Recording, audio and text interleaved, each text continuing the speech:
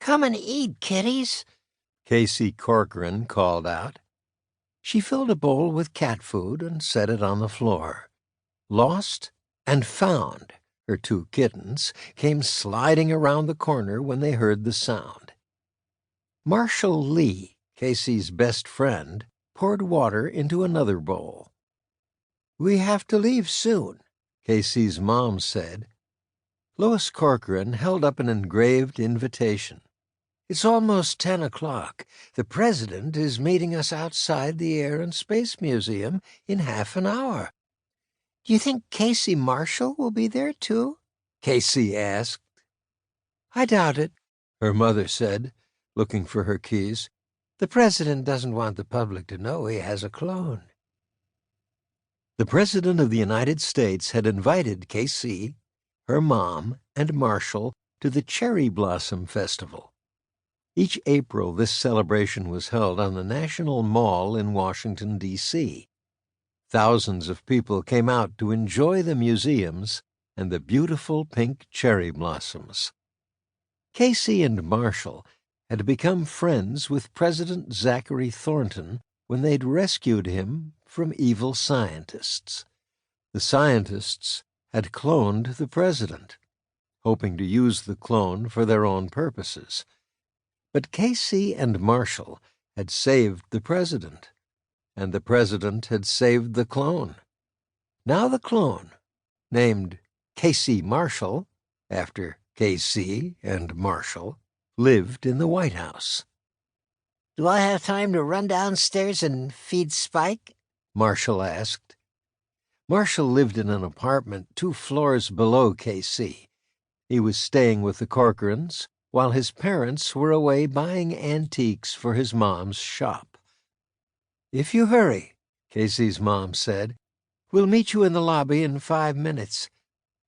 Casey watched Marshall dash out the door. Spike was his pet tarantula. Casey shuddered, thinking of all those hairy legs. 5 minutes later, Casey, her mom, and Marshall met in the lobby. "Say hi to the president for me," said Donald. He held the door open. Donald was the building manager, and he was also their friend. The National Mall was a short walk from the apartments. They passed the Capitol building, then cut through the Botanic Gardens. The cherry trees that lined the grassy strip were in full bloom. Everywhere Casey looked, people were going in and out of the museums and other buildings on the National Mall. Kids zoomed around on rollerblades. Joggers dodged baby strollers. Vendors stood behind carts selling food, T-shirts, and Washington, D.C. souvenirs. "There he is!" Marshall pointed to a group of people next to the National Air and Space Museum. In the center of the group stood the president, wearing khaki pants, a blue sweater, and a baseball cap. All around him were Secret Service agents in dark suits. The president chatted and shook hands with everyone who came up to him. "Isn't it great," Casey's mom said, "that President Thornton gets out to meet the people who elected him?" The president looked up and waved at Casey, her mom, and Marshall. The Secret Service agents made an opening for them through the crowd. "Hi, thanks for coming," the president said when they reached him. "Aren't the cherry blossoms beautiful?" "Lovely," Casey's mom said. She picked a blossom from a tree and tucked it in her hair. "Thank you for inviting us, Mr. President." "The cherry trees are so pink," Casey said.